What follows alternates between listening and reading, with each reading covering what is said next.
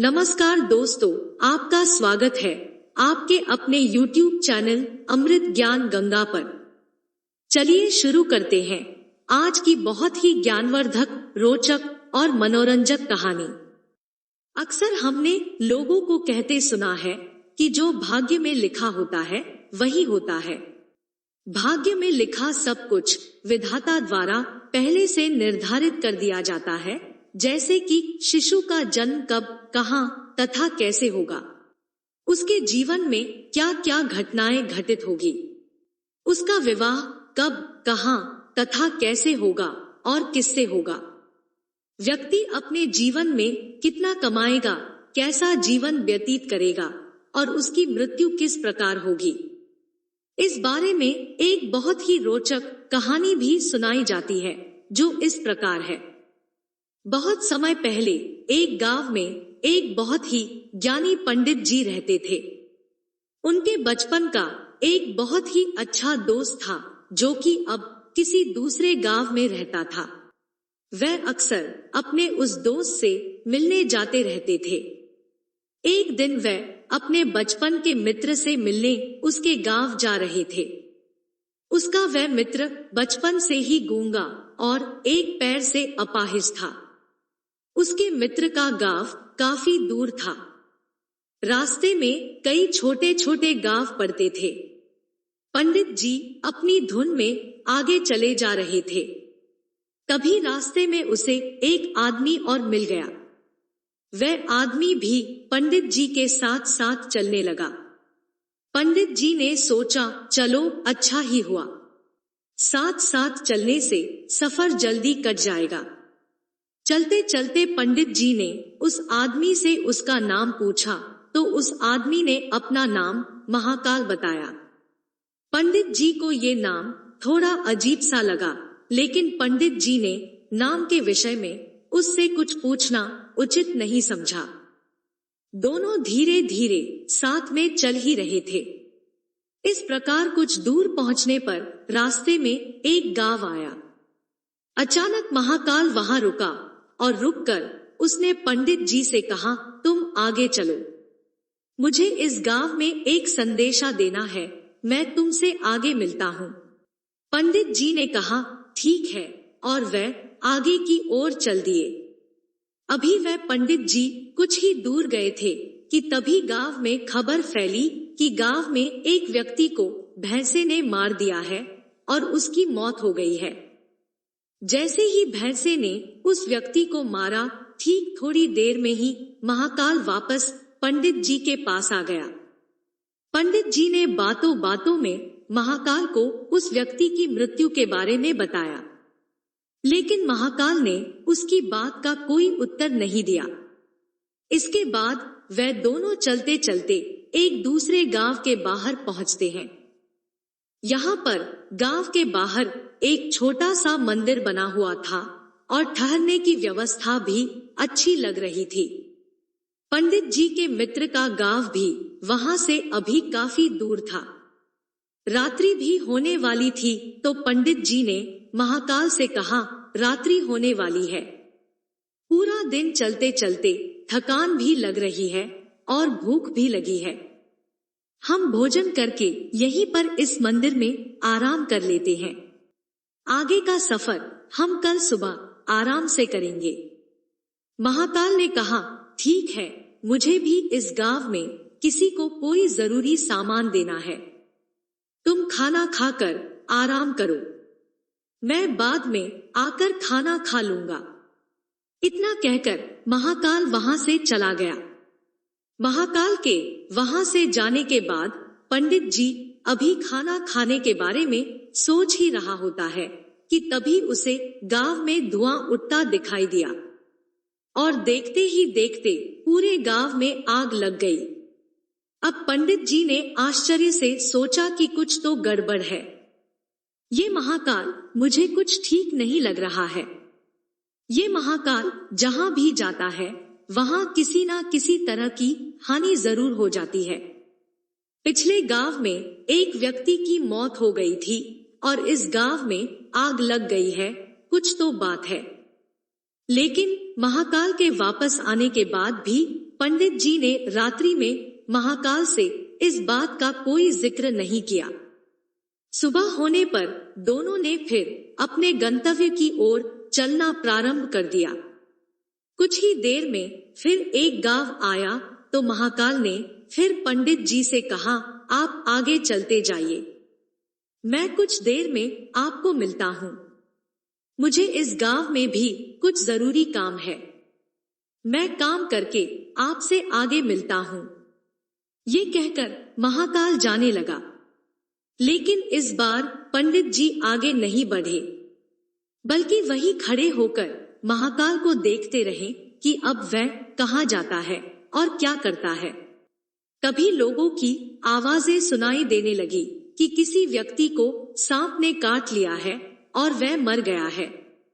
ठीक उसी समय महाकाल फिर से उस पंडित के पास पहुंच गया, लेकिन इस बार पंडित को सहन नहीं हुआ। उसने महाकाल से पूछ ही लिया कि तुम जिस गांव में जाते हो वहां कोई ना कोई नुकसान जरूर हो जाता है, क्या तुम मुझे बता सकते हो कि ऐसा क्यों हो रहा है? तो महाकाल ने जवाब दिया, पंडित जी, आप तो मुझे बहुत बड़े ज्ञानी मालूम पड़े थे, इसलिए मैं आपके साथ चलने लगा था, क्योंकि ज्ञानियों का संग बहुत अच्छा होता है। परंतु आप अभी तक ये भी नहीं समझ पाए कि मैं कौन हूँ। पंडित जी ने कहा, मैं समझ गया हूँ, लेकिन मुझे कुछ शंका है।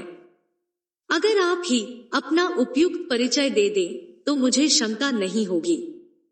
महाकाल ने जवाब दिया, पंडित जी, मैं यमदूत हूँ और यमराज की आज्ञा से मैं उन लोगों के प्राण हरण करता हूँ जिनकी आयु पूर्ण हो चुकी है। हालांकि पंडित जी को पहले से ही इस बात की शंका थी, फिर भी महाकाल के मुंह से ये सब सुनकर पंडित जी घबरा गए। कुछ देर में ही पंडित जी ने अपनी घबराहट पर काबू पा लिया और फिर से हिम्मत करके महाकाल से पूछा कि अगर ऐसी बात है और तुम सचमुच यमदूत हो तो मुझे ये बताओ कि अगली मृत्यु किसकी है। पंडित की बात सुनकर यमदूत ने जवाब दिया कि मैं तुम्हें बताना तो नहीं चाहता था, लेकिन अब तुम इस तरह से पूछ ही रहे हो तो सुनो। अगली मृत्यु तुम्हारे उसी मित्र की है जिससे मिलने तुम जा रहे हो, और उसकी मृत्यु का कारण भी तुम ही बनोगे। महाकाल की ये बात सुनकर पंडित सहम सा गया। पंडित सोच में पड़ गया कि यदि वास्तव में ये यमदूत हुआ तो उसकी बात भी सही होगी। मेरे कारण मेरे बचपन के सबसे अच्छे मित्र की मृत्यु हो जाएगी, इसलिए अच्छा यही होगा कि मैं अपने मित्र से मिलने ही ना जाऊं। कम से कम मैं तो उसकी मृत्यु का कारण नहीं बनूंगा। महाकाल ने कहा, तुम जो सोच रहे हो वह सब मुझे पता है, मगर तुम्हारे अपने मित्र से मिलने ना जाने से नियति बदल नहीं जाएगी। तुम्हारे मित्र की मृत्यु निश्चित है और वह अगले कुछ ही क्षणों में घटित होने वाली है। महाकाल के मुंह से ऐसी बातें सुनकर पंडित जी को झटका सा लगा, क्योंकि महाकाल ने उसके मन की बात जान ली थी, जो कि एक साधारण व्यक्ति के लिए संभव नहीं है। अब तो पंडित जी को विश्वास हो गया कि ये महाकाल सचमुच में ही यमदूत है। वह अपने मित्र की मृत्यु का कारण ना बने, इसलिए पंडित पीछे की ओर मुड़ा और अपने गांव की ओर जाने लगा। परंतु पंडित जैसे ही मुड़ा, उसका मित्र तेजी से उसकी ओर आता हुआ दिखाई दिया। उसका मित्र पंडित जी को देखकर अत्यंत प्रसन्न दिख रहा था। अपने मित्र के आने की गति को देखकर पंडित जी को ऐसा लगा कि जैसे उसका मित्र काफी समय से उसके पीछे पीछे ही आ रहा है। लेकिन वह बचपन से ही गूंगा था और पैर से अपाहिज था, इसलिए ना तो वह पंडित जी के पास पहुंच पा रहा था और ना ही पंडित जी को आवाज दे पा रहा था। लेकिन जैसे ही वह पंडित जी के पास पहुंचा, अचानक वह नीचे जमीन पर गिर पड़ा और उसकी मृत्यु हो गई।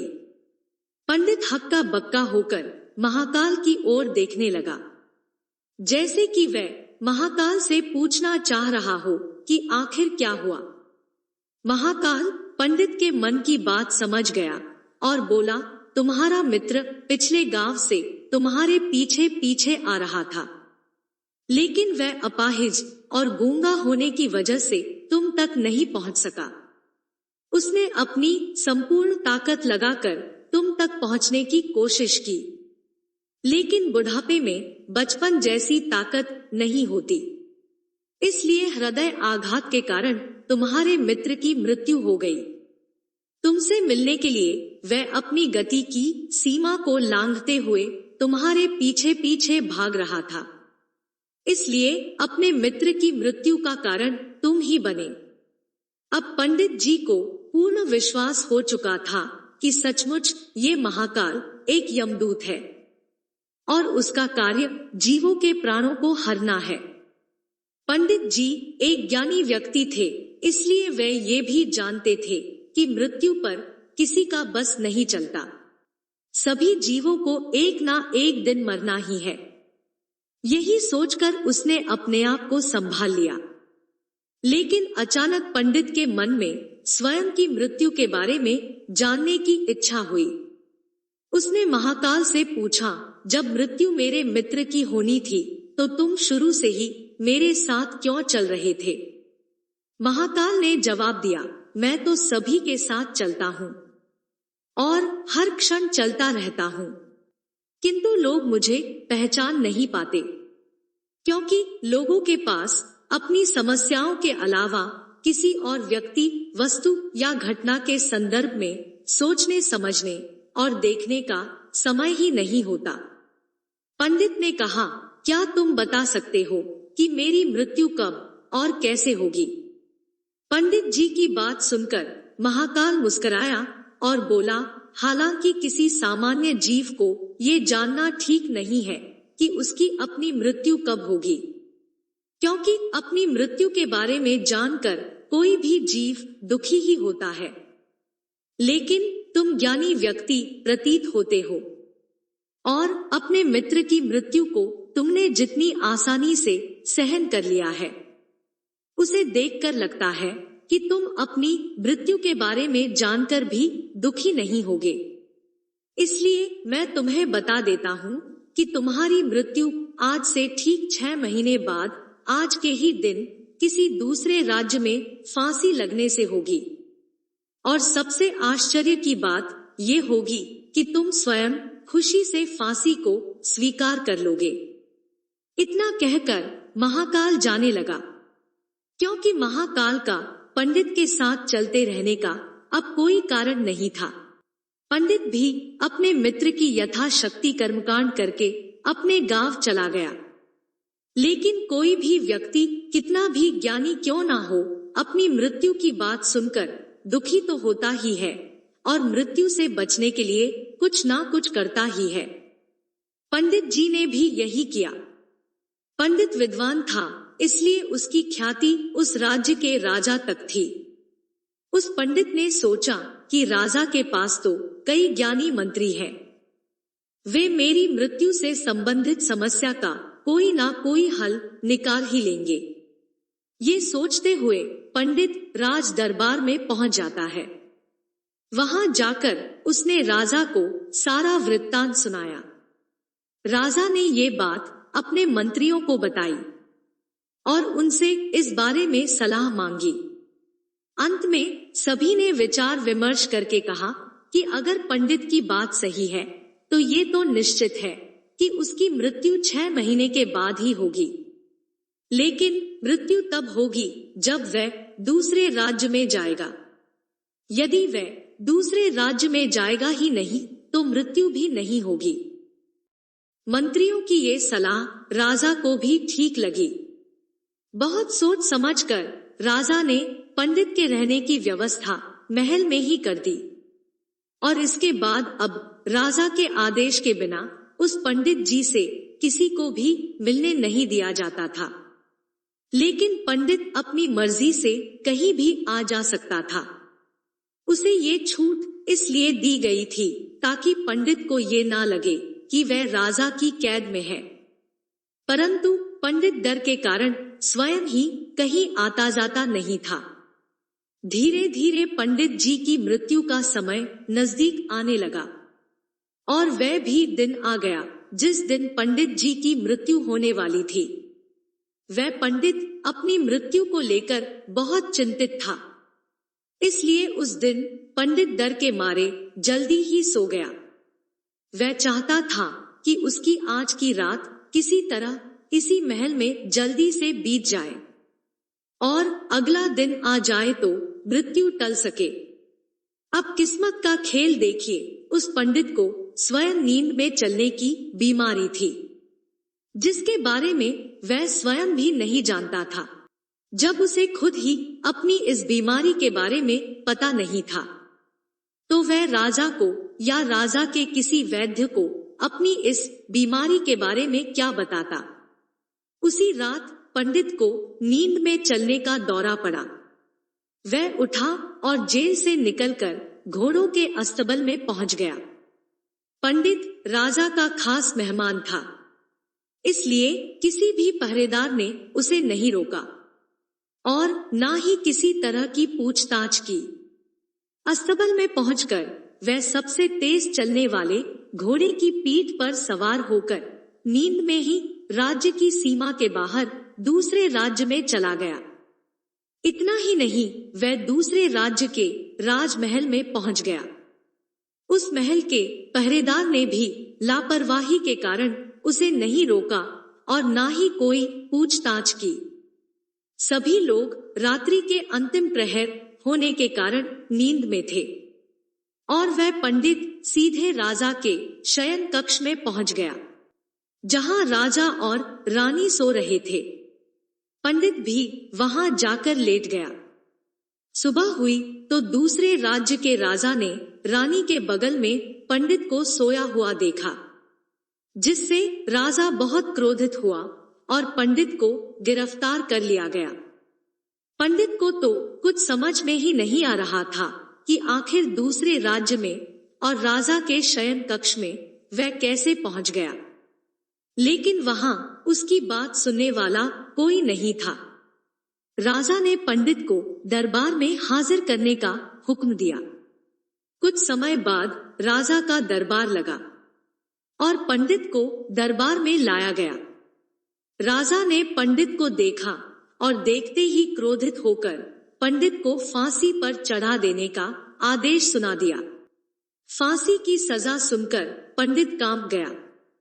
फिर भी कुछ हिम्मत कर उसने राजा से कहा कि महाराज, मैं ये नहीं जानता कि मैं राजमहल में कैसे पहुंचा और मैं ये भी नहीं जानता कि मैं आपके शयन कक्ष में कैसे आया और आपके राज्य के किसी पहरेदार ने मुझे रोका क्यों नहीं।